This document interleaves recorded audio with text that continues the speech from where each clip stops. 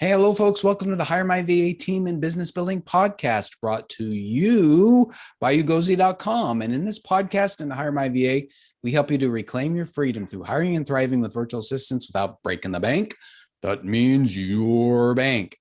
And I'm Dave Braun, and I'm here again with Larry Broughton, who's my partner in all things coaching. Larry, you're a great business mentor. I mean, you've helped me so much, coaching me in life. And you're my brother, walking through life together. Yeah. Lots of ups and downs, man. And just tell everybody hi. Hello, everyone. How are you? Dave, it's great to see you. Glad you're back safely from your travels. Yeah, good. I'm glad you're able to get away for a little bit. Yeah, just a couple of days. It was great. It was awesome. Yeah, good. Well, we got a great question. You ready? Okay. What are the benefits? I guess I should say what episode number this is. This is 140. Okay. Drum roll. What are the benefits of an organizational chart? An org chart. Yep. Good old org chart. Yeah. It's funny, Dave. So many, let me back up. I see so many startup entrepreneurs, early stage entrepreneurs who don't have org charts. Yeah. Well, why the hell would that be? Well, because you tend to do everything anyway, right? You wear a lot of hats. You're doing the sales, you're doing the operations, you're doing the fulfillment, you're doing whatever it is. You're doing the basic accounting using QuickBooks. Absolutely. And so you're just doing it all, right? That's right. I'll give you another reason. Another reason is because if you come from the corporate world and you're like, I'm sick of that corporate stuff, it's like, I don't want to do that again. Org chart. Yeah. Well, there's a reason why org charts have been used for so long, from the military into the corporation, nonprofits, is because it helps us organize our thoughts and functions. Yeah. Okay. So I think that let me touch on this just really quickly here. We can dive a little bit deeper. Even if we're doing it all, I'm a big believer of still having an org chart that breaks down what the functions need to be done inside your organization. It may be your name on every category, right? For the time being, right? The best org charts that I've seen, Dave, and we've coached some of our team members through this, is in each of the categories on that org chart, you have best practices or strengths needed to be successful in that role, so that if I'm working outside my strength, like way outside my strengths, and I say, gosh, I can't keep multiplying my time and my energy, maybe I ought to continue to focus on those areas where I'm strong, but find someone else who has areas where I suck or I'm just not very good at, to take some of that stuff off my plate first. So that might be your first hire. It might not be an executive assistant. It might not be an accounting person. It might be an operation person. Who knows? Only you know based on what your strengths are. Yeah. But I think that even if you're a small organization, you're a startup, having at least your functions on some kind of chart, and we offer this in all of our different programs, I think it's a great place to start, because it organizes your mind on what needs to be done, what needs to be executed on a regular basis. We can go deeper in all of this stuff, but I think might be a good place for us to start.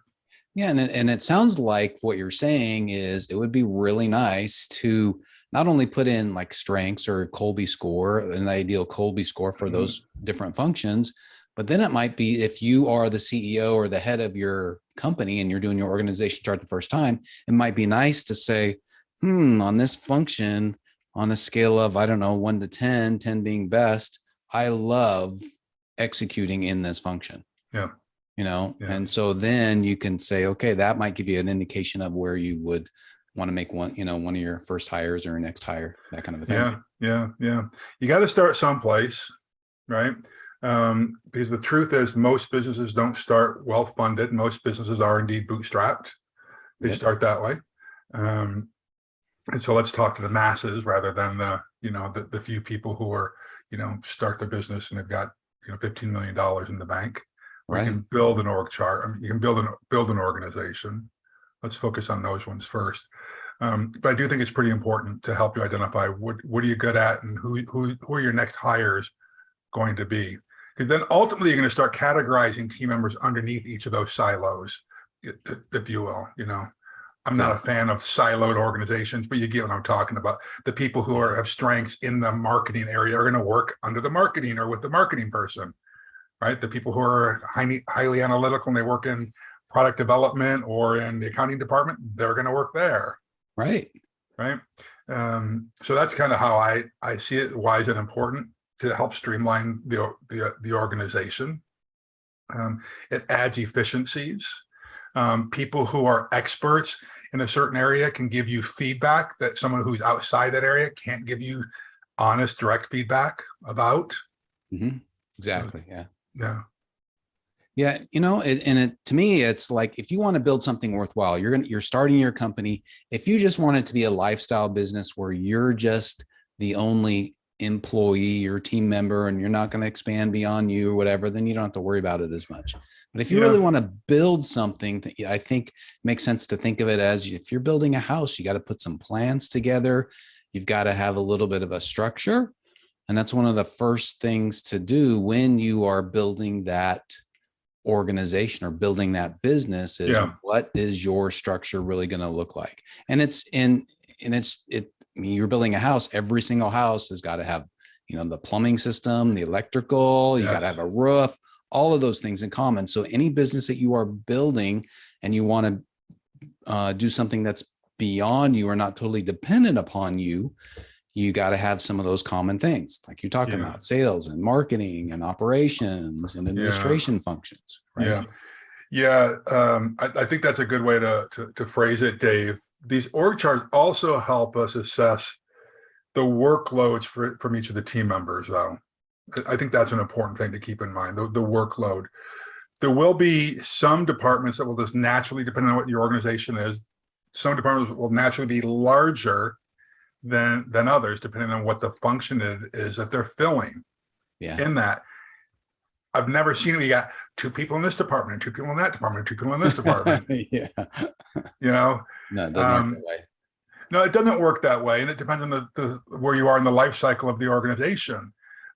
Sales and marketing in the early years of a business tend to require more time, energy, and resources than after it's stabilized, and so it's going to require more people in that department, right? If you're preparing to divest yourself from the business or sell it, you may spend more time on the accounting side, making sure that everything is lined up and you're maximizing, all that kind of stuff. So it really does depend. But in addition, I think, Dave, having a clear understanding of your org chart will help you identify and determine competencies of the people that are inside your organization as well. And you can kind of, the only word that's coming to mind, and it's probably because it's an accurate word, is compare performance of people within the actual department against each other. For sure. Because this is not it's not a nonprofit, right? Performance matters inside organizations. And so you can ask yourself, well, gosh, if I've got 3 people in this department and this 4th one is just constantly pulling us down, you need to ask yourself, okay, do they have the right strengths in the organization? Let me go back to my org chart. Here's what I thought that the key strengths will be. Does that person actually share them? And if they don't, is there another seat on the bus for them? I've shared several times where we've done this with organizations, where we've taken people out of one department and put them into another and vice versa, and then they flourished. Plenty of examples where that kind of stuff happens. But equally, there are examples where people just aren't fitting in an organization for whatever reason, and you got to coach them up or coach them out of the organization, right? Coach them up, coach them out, or coach them over. How about that? Coach them over to another. Exactly. Yeah. So there's lots and lots of reasons why org charts are important, but I would not get stuck into saying, I just don't need one. I used to have one in corporate America and I don't need it any longer.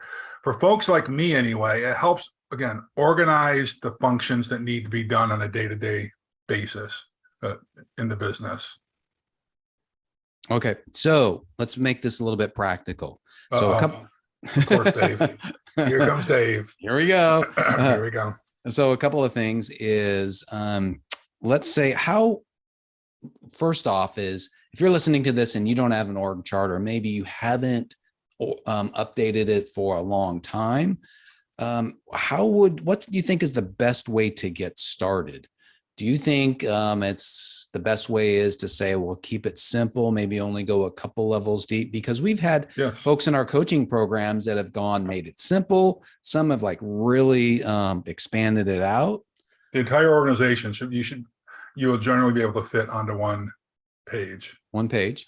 And they got to make sure an entire organization. Okay. So like when we had 24 hotels, we had the entire organization on one page. Now, what you end up putting are categories. So under the operations department, you might have general managers, 1, 2, 3, 4, 5, 6, 7, 8, 9, 10, 11, 12.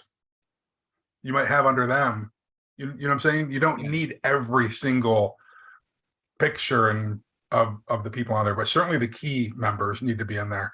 Because what a good org chart will do, Dave, is help you spot holes in the organization, which is really important. You know, it's not just as important to know who's on the team, but who's not on the team, who you missing. Right. Absolutely. You know, you don't have your starting lineup has got holes in it. That's important to do. But also, Dave, think about every time we've done a mastermind, or we've done an acceleration challenge, or we've done a Victory Master class. We have folks do not just org charts for today. Mm-hmm. What's the org chart look like? What are you going to need in order to move you from the $5 million to the $15 million mark, or from the $100,000 to the $250,000 mark, right? Or from the $50,000 a year startup to break your first $100,000, because most people can't do it by themselves. And sometimes these are even outsourced people, right? So I do believe, Dave, where do you start? Well, you start with, where are you today? What are all the different hats that you're wearing today? Okay. If you're by yourself. If you're not, then put your team members down. Maybe it's you and a partner. Okay. Here's what you're responsible for. Here's what your partner is responsible for. Yeah. Okay. I would start there.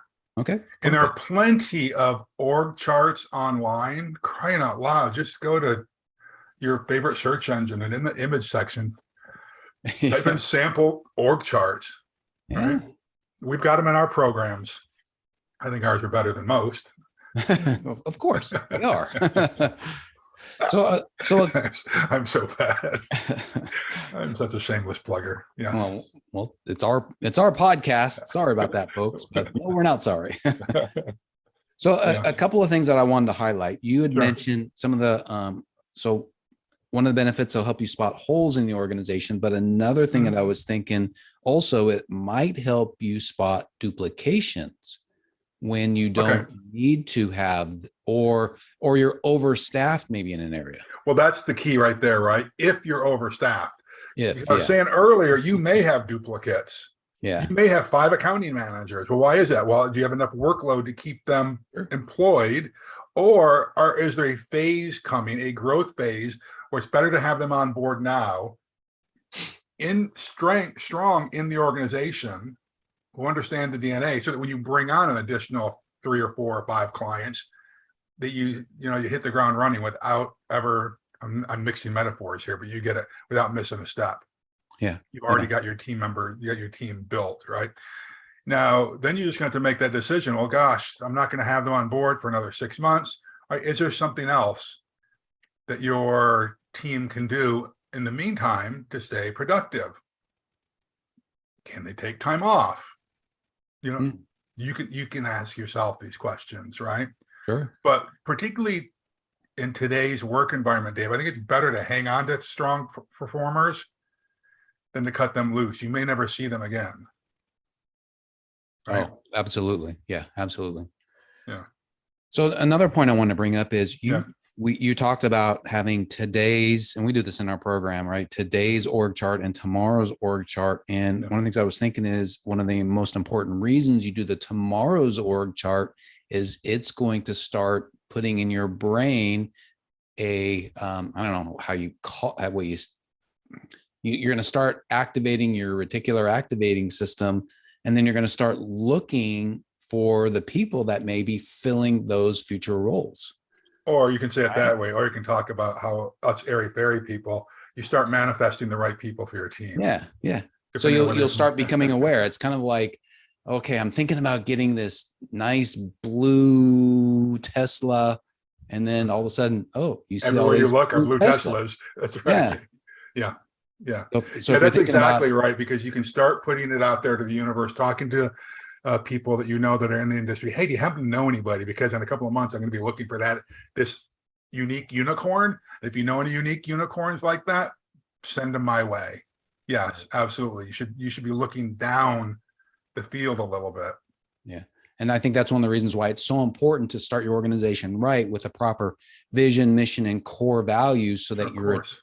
you're all set up to attract people who are maybe those unicorns, because Listen, if they don't see some great stuff in your company, in your business, or being a great person, they're going to say, screw you, forget it. I'm going to yeah, stay where I'm at. maybe this is the first podcast you stumbled on by us, but I would encourage you to go back and listen to some of these other ones, because we talk about this a lot. The importance of having your published vision, mission, and core values so that you can attract rock stars to your organization, and not just team members, not just coworkers, and those types of people, but also clients, investors.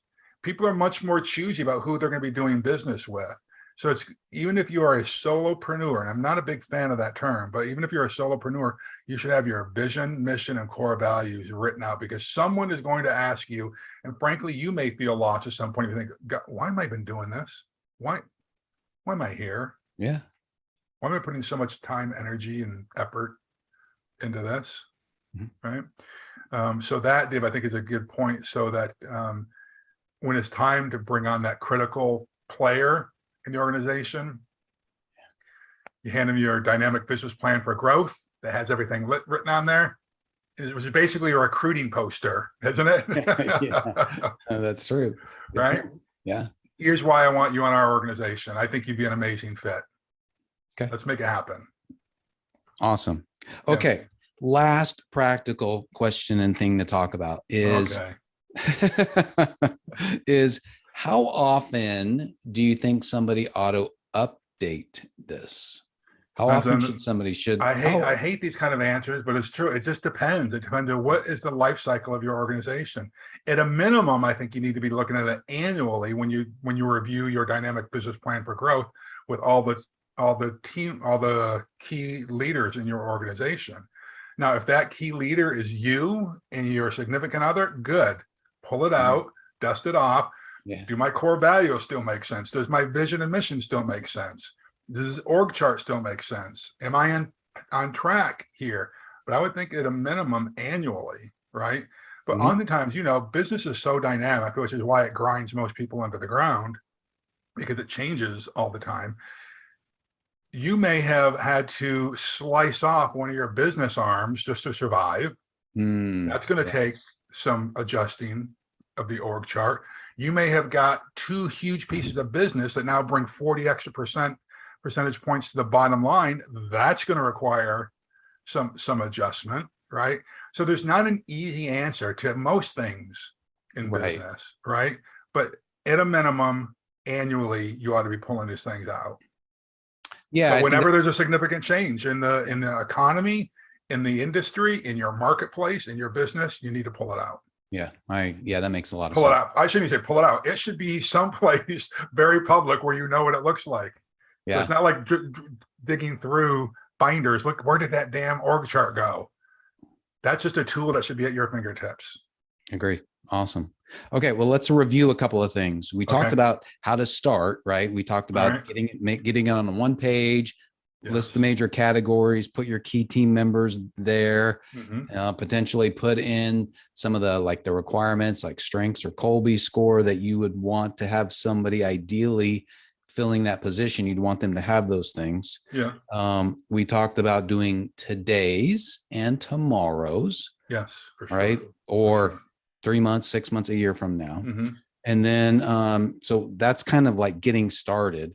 And really it's just getting it on, having a piece of paper, normally putting it in a landscape mode, and then start drawing boxes and assigning. And there are apps to do it now. It's very, very simple to do it. And then, so that's how to start. And then how often to update. We talked about it.